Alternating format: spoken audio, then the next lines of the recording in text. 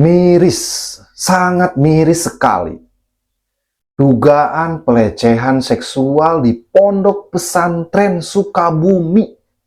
Sukabumi lagi, Sukabumi lagi. Orang tua shock mendengar ini.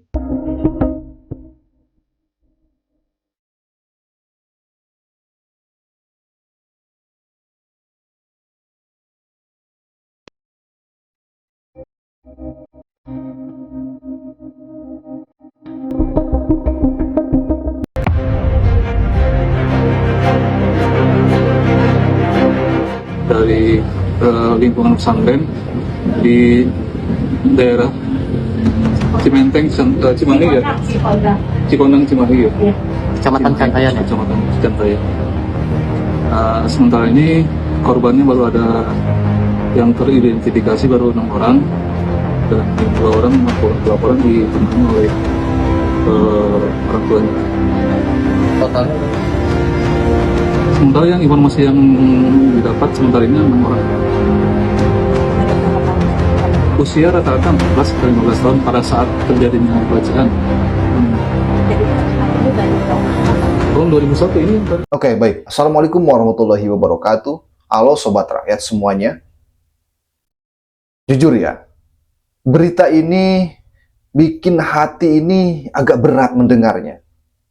Di Kecamatan Cantayan, di Kabupaten Sukabumi, ini sedang ramai bahwa ada dugaan kasus pelecehan yang melibatkan seorang pimpinan pondok pesantren.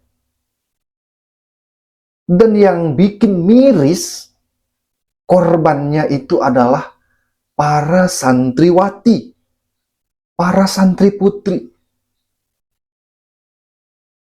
Gila kan? Anak-anak yang seharusnya belajar agama, anak-anak yang seharusnya belajar akhlak,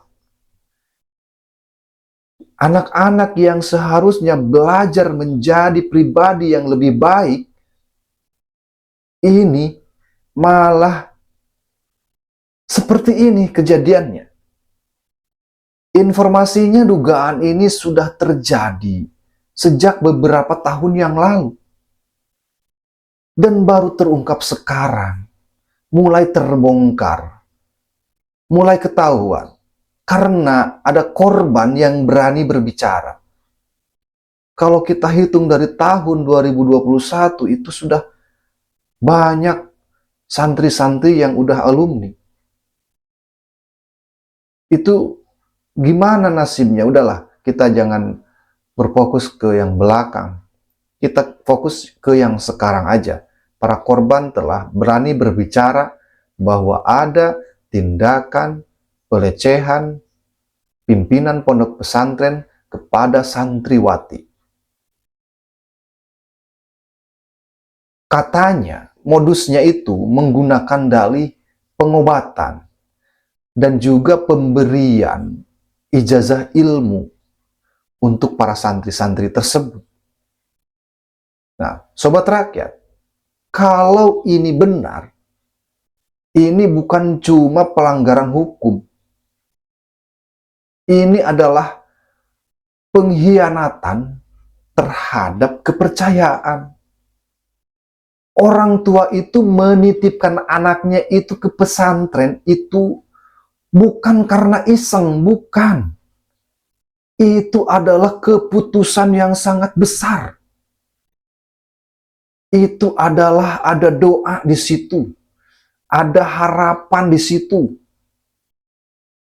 Dan ketika muncul dugaan seperti ini, yang hancur itu bukan cuma nama lembaganya saja, tapi bagaimana hati para orang tua dan mental-mental anak-anaknya itu sendiri.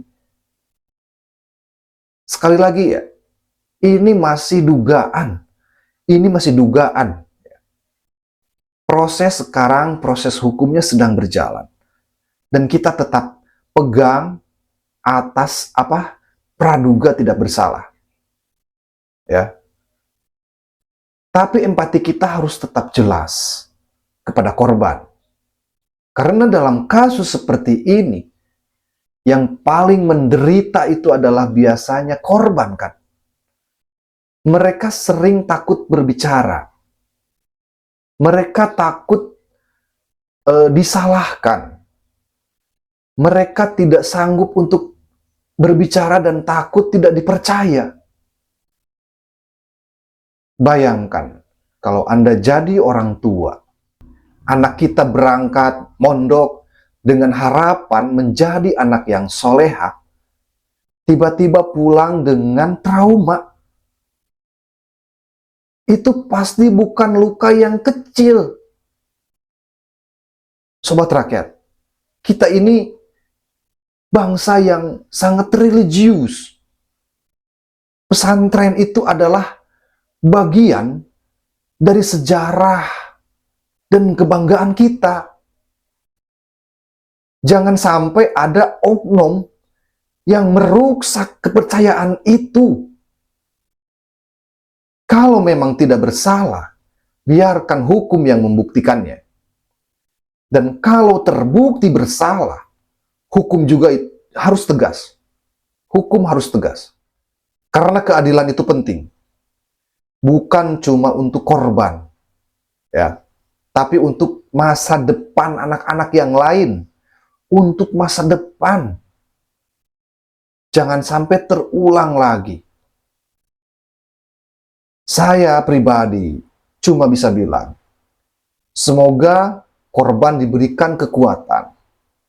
Semoga keluarga diberikan ketabahan.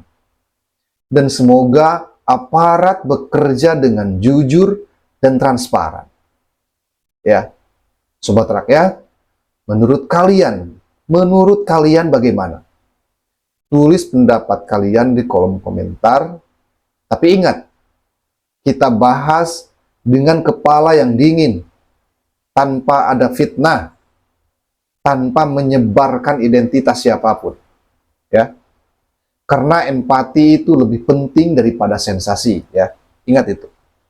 Jangan terbawa untuk menjadi kita untuk memfitnah orang. Ya. Saya pamit. Assalamualaikum warahmatullahi wabarakatuh.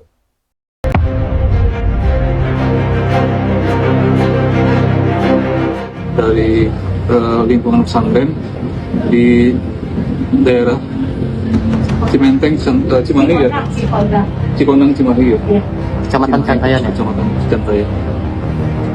Sementara ini korbannya baru ada yang teridentifikasi baru 6 orang, dan 2 orang laporan dipenuhi oleh orang tuanya. Totalnya Sementara yang informasi yang didapat sementara ini 6 orang. Usia rata-rata 14 ke 15 tahun pada saat terjadinya pelecehan. Tahun 2001 ini